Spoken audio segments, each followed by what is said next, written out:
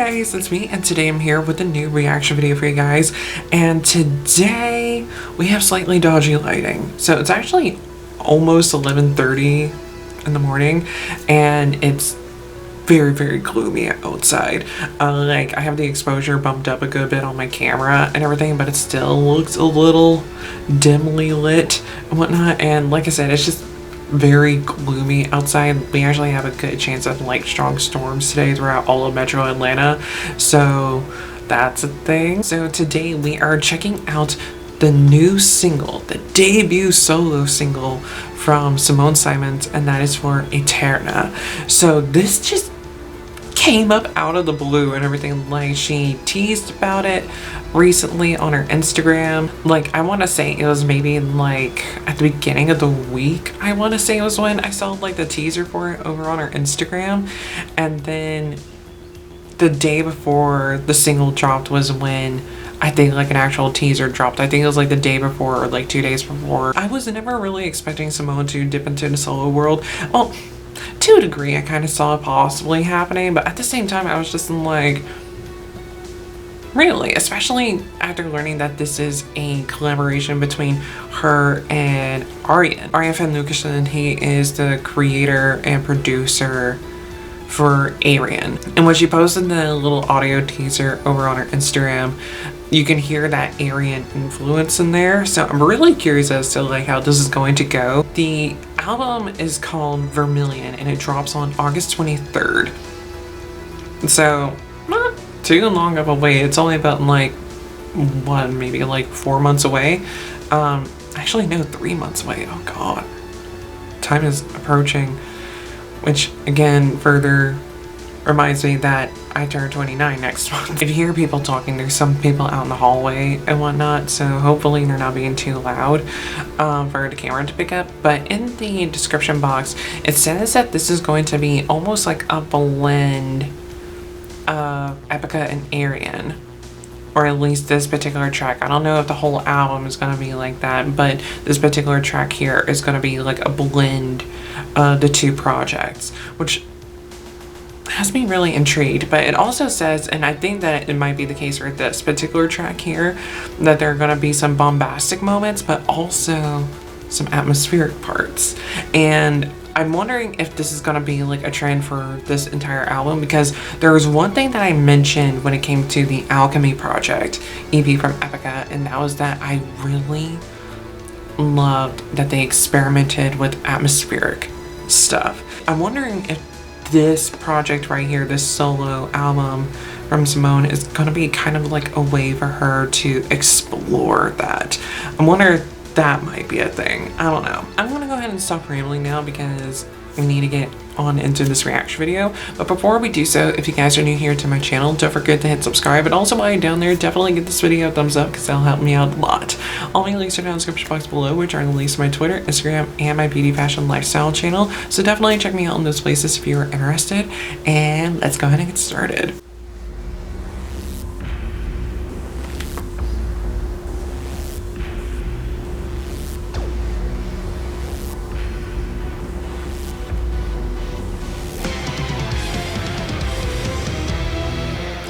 See, those strings immediately. Alien.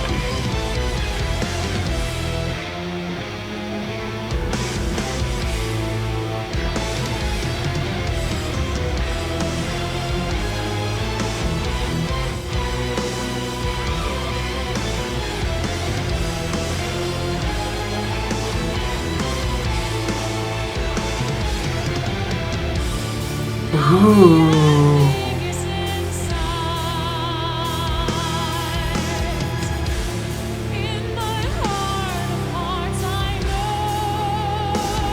Okay, the VFX on this are beautiful.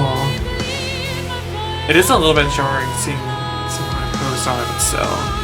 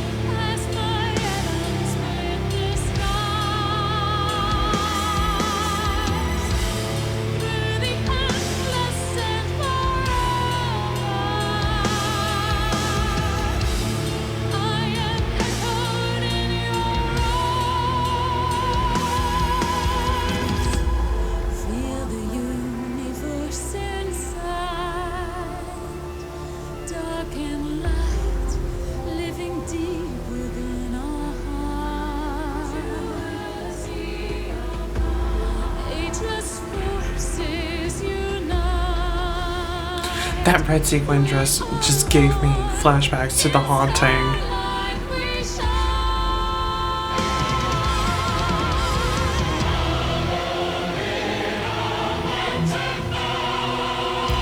These choirs are so fucking good.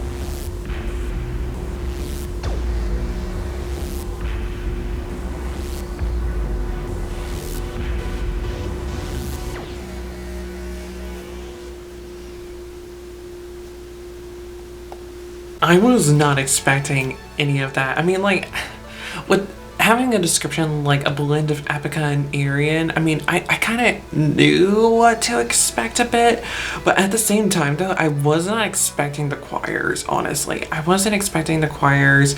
I was thinking almost along the lines of, like, dare I say, like, a blend of, like, Epica and Stream of Passion, like, Embrace the Storm, Stream of Passion, like that era of the band, because I mean that was the only album that Aryan produced for Stream of Passion, because ever since then, like, Joost van den Broek has been Stream of Passion's producer. I was expecting something along those lines and whatnot. I was not expecting something like this. Like, it almost has like a bit of like Aryan meets old school but new school Epica. Like, when I say like old school Epica, I'm talking like the Phantom Agony, Consigned to Oblivion kind of vibes, but blending it with, say, like Omega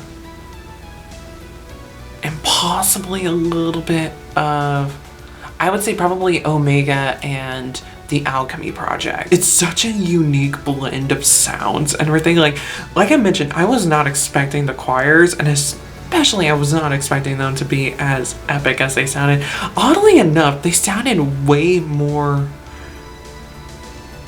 I don't want to necessarily say present. For some reason, the word that comes to mind is vibrant. The choirs sound way more vibrant here than they do with Epica, yet I can tell that it's a very similar choir type that they use in Epica's music. I'm hoping that that makes sense, because I know like sometimes like things make sense in my brain, but they don't make sense in how I'm verbalizing them, so I'm hoping that that makes sense. But this was beautiful. The video, I did enjoy the video, like the VFX for the video. I loved those visuals and everything. Like, I love sci-fi stuff and space shit and everything, so I really enjoyed that aspect of it. And I'll mention this again, I know I mentioned it during the reaction and whatnot. It was a little odd seeing Simone superimposed on those backgrounds and everything, because it just did not look natural at all. Like, it was low-key giving me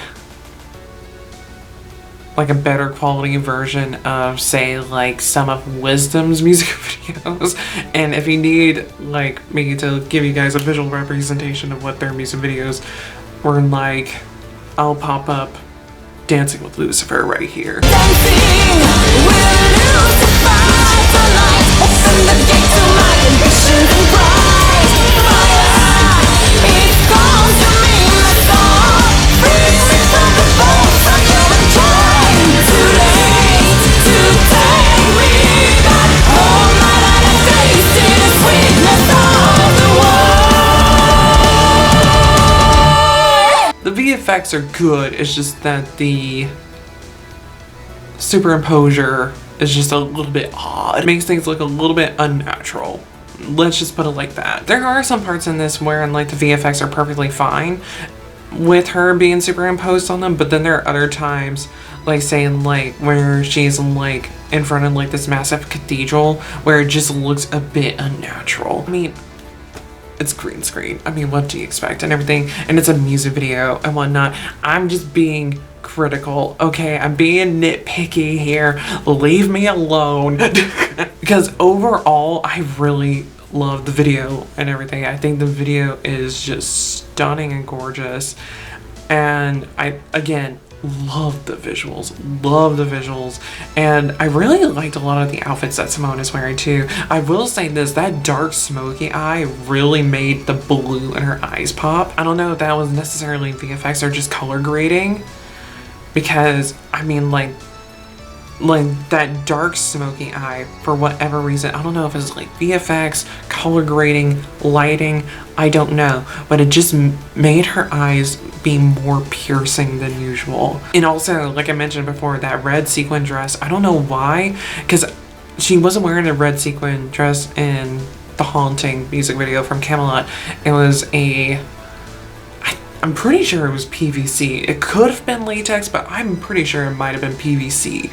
But that black and red outfit that she wore for that music video, I actually recreated that makeup look a long time ago. Like, I did that look, I think back in, originally I recreated that look in 2014.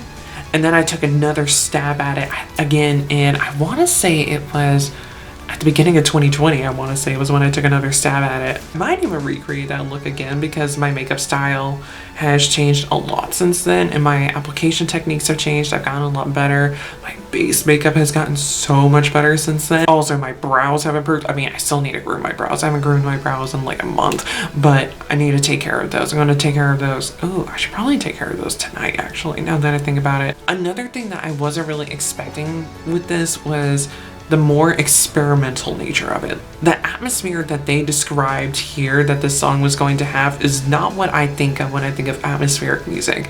Like, this here is more of like that more experimental side of atmospheric music, which there's nothing wrong with that. I do enjoy that kind of music too, but when I hear like atmospheric music, especially in terms of metal music, kind of like the vibe of The Minor, or even Heartstring Shattering by Swallow the Sun, or Broken Mirror by Trees of Eternity. Like, I know those particular songs are like doom metal songs and whatnot, but if you want something that isn't doom metal, a good example for something that's atmospheric, I would say would be like, say, like Nocturne by Tesseract, or even Release to Aeon by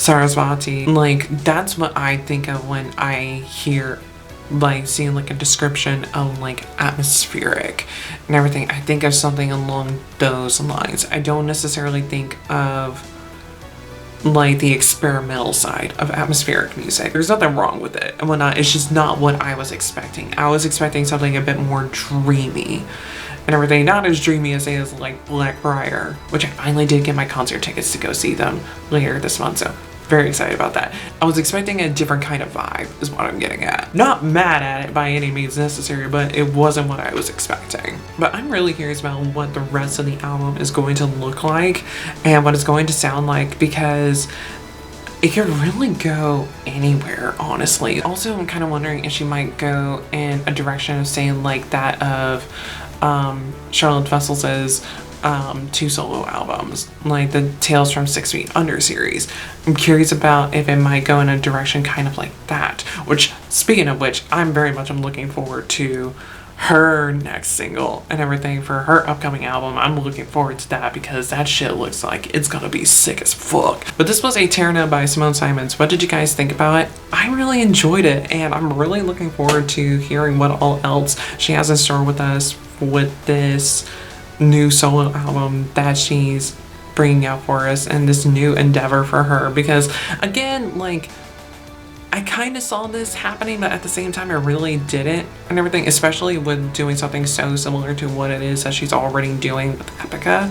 I wasn't really seeing this happen per se, but hey, who knows? It might be something completely different. It could be something along the lines of what Charlotte Vessel's has done or that Tarja has done a few times. It could be something like that where this single here kind of not necessarily gives you a false impression as to what's to come, but it just gives you a vibe and everything. Like, it gives you like, hey, this is something that you can expect, but there's more. If you guys are familiar with me, I stay away from like teasers and behind the scenes stuff and everything all the time when it comes to new music releases, especially for those that I'm really excited about, because I like to be surprised. I like to have a visceral reaction to listening to a release that I'm really excited about. Like, I don't like to be spoiled at all. So I don't know what we're going to get from this. I don't know what's happening. I don't know what else is gonna be going on. Like, I don't know anything, and I want it to stay that way so that way I can be surprised. But what did you guys think about it? Let me know in the comments below, and also while you're down there, let me know what songs and videos I should react to next, and I'll be sure to get to them as soon as I possibly can. But until I see you guys in my next video, whenever that might be, goodbye.